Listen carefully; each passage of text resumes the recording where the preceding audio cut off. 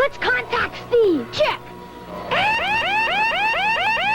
It's the Star Trek Command Communications Console for use with a Star Trek communicator sold separately. Each uses one 9-volt battery, not included. The Command Communications Console has a multicolor phaser light screen. You can broadcast up to 1,300 feet, and there's a Morse code key that you can buzz out loud or broadcast to the communicators.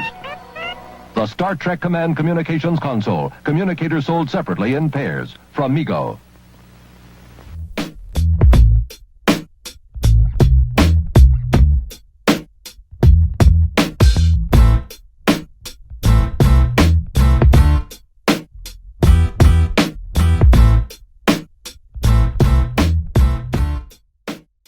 What's up, everybody? It's John with John Sports Arts and Collectibles coming at you with a brand new video. How's everyone doing out there today in the YouTube universe? Another comic book video today.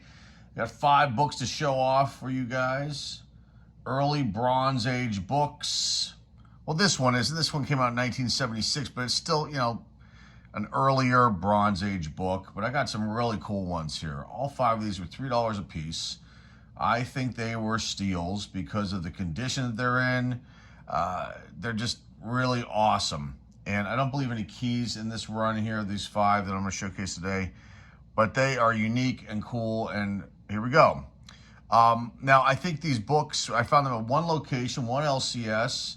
I bought a bunch of them. I think they were a collection that was, you know, obviously purchased by the LCS, and they just dumped a bunch of these books off in the $3 bins. But I think these are definitely worth more than $3 a piece. So, and some of these will go into the collection. Some will go in this, you know, project, this ongoing project that I have of cleaning and pressing books, and then, you know, eventually sending a bunch off to CGC at some point. So here is the first one. This is Marvel Premiere issue number 31, featuring the man brute called Wood God. I had no clue about Wood God. I've never seen Wood God before, but he's apparently appeared in 17 different Marvel releases. This issue here was his first ever appearance, and he's in a bunch of Marvel team-ups, a bunch of Incredible Hulk issues, looks like a couple Quasar issues. Marvel Comics Presents, which was probably, I don't know if that was a reprint or not. Marvel Tales, that may have been a reprint. Nick Fury, Agent of S.H.I.E.L.D., Namor, Alpha Flight, and then a couple other Hulk issues.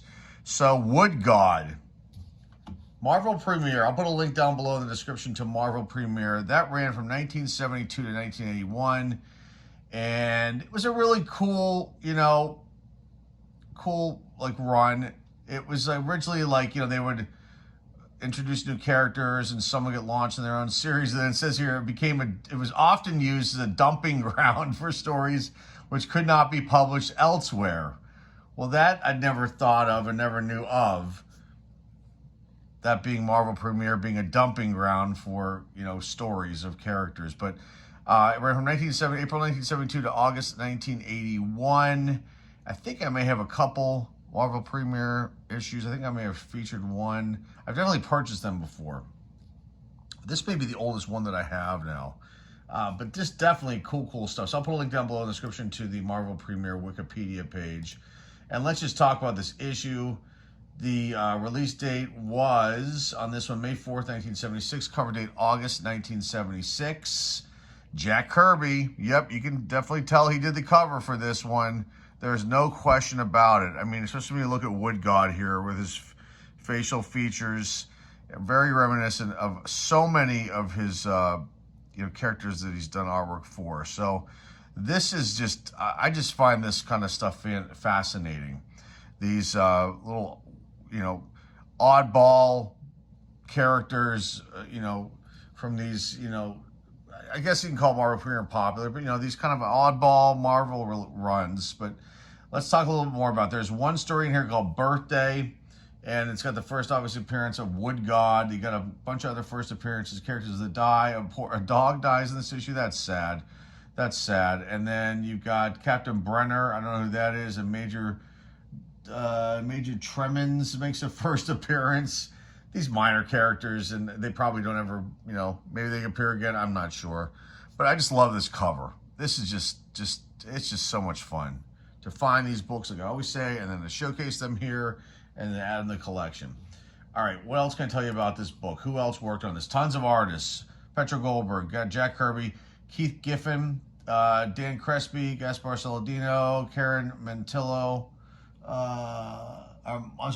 Montello, and then Klaus Jansen, and then John Verporten. Excuse me, I'm probably pronouncing his name wrong. He assisted Jack on the cover. Bill Mantlo. I'll get him right sooner or later, folks. That must be the husband of Karen, I'm guessing. And Marv Wolfman is the editor on this one. So there you go with that. And then values in this book, a 9.8 is only worth $190, ungraded $6 to $10. So I think this was definitely a good pickup. Very minimal wear. I think the back was kind of white. There might be a couple spine ticks here. I mean, probably, I'm not going to speculate the grade in this one. I don't know. Maybe, well, you know, like a 7.5, let's just say. I don't know. We'll see what I'm doing this. I'm probably just end up keeping this one. It's so damn cool. Wood God. The Man Brute called Wood God. Marvel Premiere issue number 31. Let's go into the next book. Next up, from 1975, you've got Captain America, issue number 184. Captain America and the Falcon. I love how he does not get, the Falcon gets no love on this title run. They just call it Captain America, period. Captain America and the Falcon. But I would like to wonder, I would like to know why they don't include the Falcon in the, you know, when you go and search up Captain America, this, you know, you got to type in him only, otherwise it won't come up properly. Look at that. You got Red Skull. He's got that damsel in distress. You know, he's got her, he's going to toss her off that boat, and the Falcon is trying to get to her, and so is Captain America. And I just love this cover. I just love this cover, man. This is a Gil Kane cover. This is loads of fun. January 14th, 1975 is the release date. Cover date, April 1975. I need to clean the spine just a little bit up here. But in general, I think this just needs a general clean, a press, and it should be good to go. The back, I think, was pretty good. Probably did try to do the best I can to clean up the back. I think these backs and all these were pretty good. Like, they just need, like, a dry erase, clean gently to see if I can get some of the, if there's any dirt off, if they're white backs. But these are really, like, I consider these definitely higher grade books, all these books that I've been picking up. All right, so you've got the story in here called Cap's Back. Captain America, Falcon, and Red Wing are the featured characters. Supporting characters, Leela Taylor, Sharon Carter, Peggy Carter, and Gabe Jones. And the antagonist is Red Skull. A couple people die in this issue. Herbert Glass and G. Lawton Sargent. Who else is in it? CBS News shows up, a CBS newscaster called Sam Ruther. And then what else? You've got Golden Archer and Hawkeye, only in the recap. Viper, Cobra, and Number One. They're all in the recap. All right, who worked on this book? Gil Kane, like I said, did the cover. John Romita Sr. assisted him as well in that. George Russos, Gil Kane, Herb Trempe, Gaspar Tom, I can't pronounce his last name. Orzalowski, I don't know. Orzalowski, I'm totally destroying it, folks. Please have some understanding when I make these mistakes here, because I don't think I've ever seen Tom's name before. Frank Giacoya, and then Mike Esposito, the other artists. Editor Len Wein, and then Steve Englehart was the writer of this issue. Captain America issue number 184. And then values in this one, about a 190 for a 9.8 on grade $6 to $10. So there you go with that one. A quick little thing here with Captain America issue number 184. Go on to the next book right now. We're down in the early 70s here. This is Marvel 2-in-1 presents The Thing and Doctor Strange issue number 6. Higher grade copy without a doubt. Just needs a minor clean. I think this one is pretty good here. I'm just trying to think, there might be something going on right there. I gotta double check and see what that is right there up top. I don't know if you guys can see that. Let me look here. Something's going on here with this one. Like a print error or something weird with this one, but still a very, very nice copy. Okay, you've got August 13th, 1974 is a release date. Cover date November 1974. The one story in here, Death Song of Destiny. You've got Jim Starlin as the cover artist along with John Romita Sr. And a ton of first appearances. There's so many. 1, 2, 3, 4, 5, 6, 7, 8. And then you've got The Thing and Doctor Strange in this issue. Supporting characters Clea, Wong, and Celestia makes a first appearance. And then Giant Rat, Mickey. Is that him? That's gotta be him. Oh, man. he makes the he's the antagonist, the only one of this issue. Death Song of Destiny, but on the cover it says Beth D. Thy Destiny. The two of Marvel's mightiest in non-stop action together. I'm just trying to read this little bubble right there. Just a really cool cover, just awesome stuff as usual. Other artists on this: Petra Goldberg, Jim Starlin, George Tuska, Dave Cockrum, Gaspar Arnie Seamack, and Mike Esposito. Writer Stan Lee and Steve Gerber, and then Jim Starlin. It says Jim Starlin's the cover artist. Did I say that? Maybe I didn't give that information. Jim Starlin. And Joe Romita Senior, was the assistant on there on that cover, even though it isn't listed on the one website here. But that's who did it. Okay, so Marvel 2-in-1 pricing for this one. You've got a 9.8 or $220. Ungraded $8 to $12. Nice stuff right here. I forgot to mention there's a jeweler's variant for the Captain America one I just showed, and then there is a 30-cent price variant for the Marvel Premiere that we started out the video with. Forgot to add that information in. So there you go. A really nice one here. Another awesome Marvel 2-in-1. You know I love my Marvel 2-in-1s. That's it for this one. Let's go on to the next. Next up, another Marvel 2-in-1. Issue number 4 with the Thing and Captain America. I just, these are just sensational. Let's just put it that way. Just awesome stuff right here, without a doubt. Doomsday 3014 3014 is the story title of this book. Release date, August 16, 1974. Cover date, July 1974. Another Gil Kane cover. Joe Sinat and Gaspar Saladino assisted on the cover art with this one. Just cool. Just cool, without a doubt. Oh, Captain America is in a kind of strange pose down there when you think of this dude. Wait, he's laying there. And that's, I'll leave it there. And you guys can use your filthy minds to take it to the next level. But I just, that's interesting. Let's see here as far as first appearances go. Well, obviously featured characters, The Thing and Captain America. Supporting characters, S.H.I.E.L.D., Agent 13, Sharon Carter. Wondar. Namorita, the Fantastic Four show up. Medusa, Mr. Fantastic of the Fantastic Four, and Taran makes a first appearance. Or Taran, T-A-R-I-N. The antagonists are 3 unnamed criminals. The Brotherhood of Badoon, the Badoon Empire. Zoms makes a first appearance. Is that this guy right here? Might be Zoms. And then Monster of Badoon, that might be him. That might be Monster of Badoon. He makes a first appearance too in this issue. There's a bunch of other characters. Let's see, the Avengers are mentioned. Annie, it says Annie. I don't think that's the Annie from the Annie, musical. Maybe it is. Maybe it is. Annie makes first appearance because they mentioned Captain Kangaroo. Maybe. Submariner is mentioned. Doctor Doom is mentioned. Guardians of the Galaxy are mentioned. S.H.I.E.L.D. is even mentioned in this issue. This is fun. Marvel 2-in-1 issue number 4.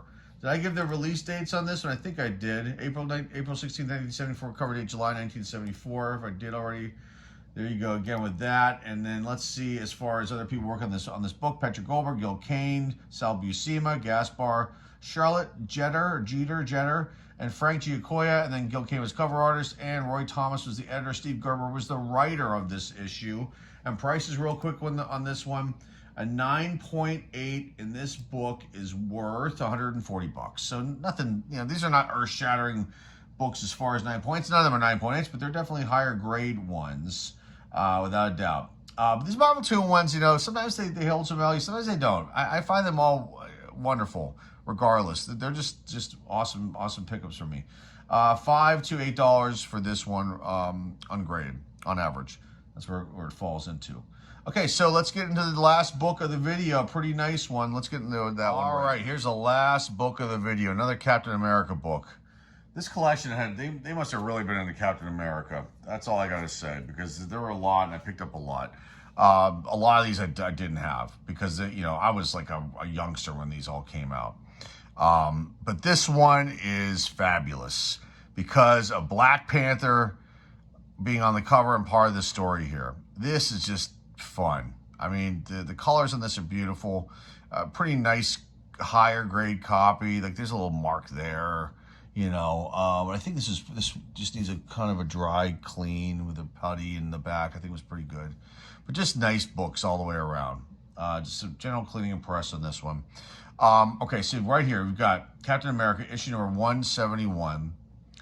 The release date November 27, 1973, cover date 1974. I get the 20% price tag on this one. You've got one story in here, Bust Out, which is right there. And let's just talk about who's in this issue. And then we'll get into work to the book and do the pricing and wrap this one up real fast today. Captain America, the Falcon are the featured characters, supporting characters, obviously Black Panther, Leela again, and Red Wing, and then antagonist, Secret Empire, Sanitation Unit. Name revealed. Number 7, 4, 1, and 8 show up, and the numerous unnamed members of the Sanitation Unit. Committee to Reagan America's Principles, or only in the recap, okay.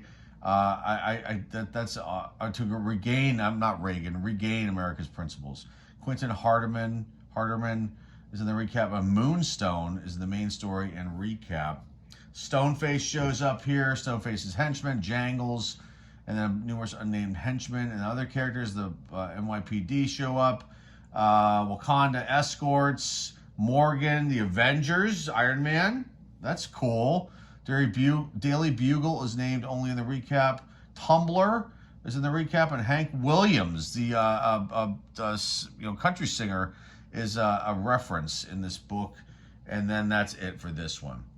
And you got Bust Out as the title, like I said. Other artists that worked on this one. You got John Romita is the cover artist of this one. John Romita Sr. Big, huge name right there. Okay, artists, Linda Lessman, John Romita, Sal Buscema, Gaspar Saladino, Artie C. Mack, and Vince Coletta. And then writers, Mark Friedrich, Steve Englehart, and then the editor is Roy Thomas. The publication date for this one, like I said, February 28, 1974, a couple weeks after my 5th birthday. That's kind of cool. All right, pricing on this one, 9.8, so we're $325. And ungraded between $13 to $16. I made out on this one without a doubt. There is no question about this. And hey, you know what? These LCSs, they don't want to pay attention, and they don't care, because one of the employee was like, "Boy, you're getting a lot of reader copies." I'm like, I kept saying, "These are not reader copies, but man," that's what I wanted to tell him, because reader copies, we all know what reader copies are. Those are beat to all hell. Those look like there are football games on them. There was a tap dancing lesson on them. Most of the time, the spines are terrible. There's always tears and chips and all kinds of stuff. I don't like to pick up reader copies ever, because there's no point. I'm not buying these to read them. I'm buying these to hold on to them, add them to my collection, and throw them in my project box, to get graded. And, something like this, as much as I love the cover and it's cool as hell, this might be, cleaned and graded. Who knows, because the 9.2 is worth, it says here, let's see, for this one, 9.8's worth $325, a 9.6, $164, a 9.4, $107, a 9.2, $104, and then it drops down to $60 for a 9.0. But I think this is going to grade at least that. Maybe, I don't know. We'll see. And these are like average numbers they're giving here on this website that I pulled these numbers off of. So, you add in the grading cost to get that covered. You make $60 on a book if it gets a 9.0, and you get sell it for $90, because you got to cover the grading costs, right, folks? I don't know why people don't add that into their pricing. I don't know why they're afraid to. You shouldn't be giving that you should not be giving that cost away when you're reselling graded books. I mean, when you're selling graded books, add the frickin' pricing in there. And if you press it out yourself and clean it yourself, put a little estimate amount in there for that. If you're getting that service done through like CGC, for example, definitely add these prices in.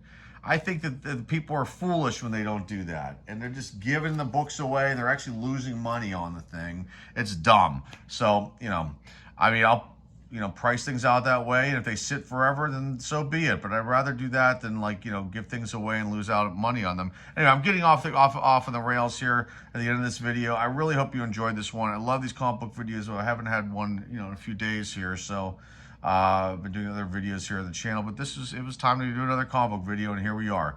Hopefully you enjoyed this one. So remember, if you're new here and you like what you see and hear here, please hit the subscribe button. It's free. It doesn't cost you anything. Just click that quick little subscribe button right there. You'll see it.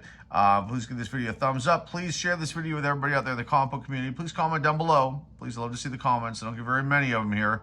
These are the lowest watched videos here on the channel. I wish they would get more views, but they don't. I find these fascinating. I make these mainly for myself, so I can keep a record of stuff when I showcase them. But there are people that do watch these videos that do enjoy me showing off some of these pickups that I have. So hopefully these eventually will be, we'll gain some traction as time goes on. But anyway, that's all I've got for you guys today. Oh, remember the eBay store links down below in the description. That's all I've got for you guys today. Until next time, folks, this is John with John Sports Cards and Collectibles signing off, and I'll see everybody very soon. Here you go. I'm gonna have a Slurpee too. You're Tug McGraw. No, my name is George, and I'm playing Tug ball McGraw. over We've got Tug McGraw in some of our 7-Eleven Slurpee baseball cups. Look, here's Bob Washington. Wait a minute, Seaver. Nolan Ryan. Here's Tug Buddy McGraw. Oh, that's Bobby my Mercer, car, Mickey girl. Rivers, Johnny Bench, Rod Carew. Bill Madlock. Now at Dave 7-Eleven Winfield. stores, you can buy a 16-ounce Slurpee and any one of 60 baseball star cups. But George isn't one of them. Sorry, George.